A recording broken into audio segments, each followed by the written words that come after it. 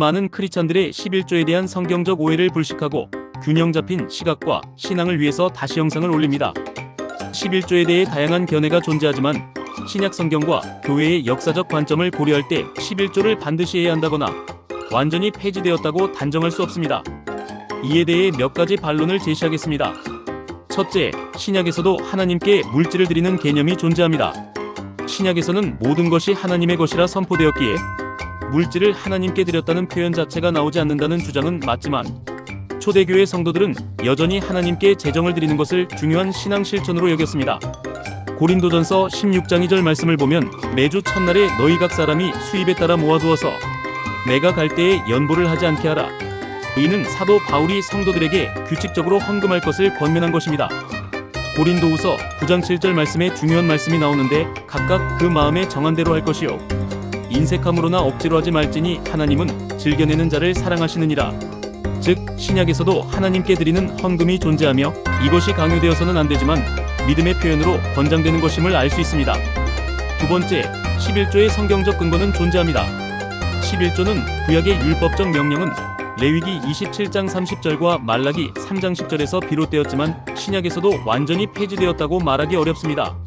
마태복음 23장 23절 말씀에 보면 화 있을진저 외식하는 서기관들과 바리새인들이여 너희가 박하와 회양과 근체의 11조는 드리되 율법에 더 중한 바 정의와 긍휼과 믿음은 버렸도다. 그러나 이것도 행하고 저것도 버리지 말아야 할지니라. 예수님께서는 바리새인들에게 11조를 드리는 것도 중요하지만 더 중요한 가치인 정의, 긍휼, 믿음을 놓쳐서는 안 된다고 말씀하셨습니다. 예수님은 11조를 완전히 폐지하지 않았고 단순한 종교적 행위가 아니라 마음에서 우러나오는 믿음의 실천이어야 한다고 강조하신 것입니다. 세 번째, 11조를 못한다고 해서 감사와 헌신이 없는 것은 아니지만 믿음의 표현으로 여전히 유효합니다. 11조 자체가 감사와 헌신의 유일한 표현은 아닙니다.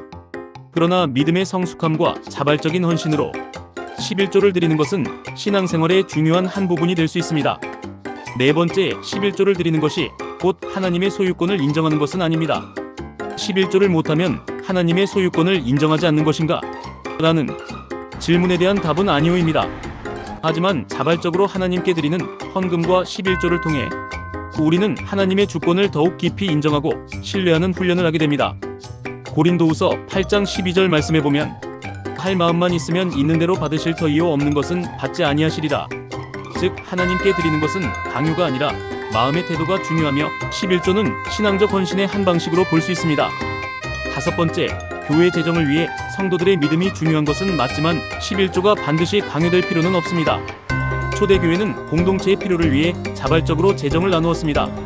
사도행전 2장 44절부터 45절 말씀을 보면 믿는 사람이 다 함께 있어 모든 물건을 서로 통용하고 또 재산과 소유를 팔아 각 사람의 필요를 따라 나눠주며 현대 교회에서 헌금의 형태가 다양해진 것은 맞지만 11조 자체가 잘못된 개념은 아닙니다. 오히려 신앙과 헌신의 한 방식으로 여전히 가치가 있습니다. 결론의 말씀을 드립니다.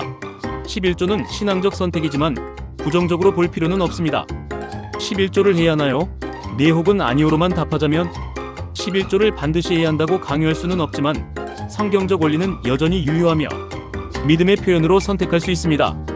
12조에 대한 핵심 내용을 요약하자면 신약에서도 헌금은 중요한 신앙 실천으로 나타납니다. 11조는 구약의 율법이지만 신약에서도 원리는 지속됩니다. 11조는 감사와 헌신의 여러 방법 중 하나이며 반드시 강요될 필요는 없습니다.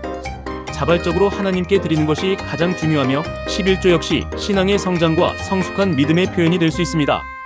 결국 11조는 해야 되냐, 안 해도 되냐식의 강박이나 강요가 아니라 나의 신앙에 따라 하나님과의 관계에서 자발적으로 드리는 것이 바람직하며 이와 같이 헌금의 형태는 자신의 신앙의 다양한 방식으로 나타날 수 있습니다.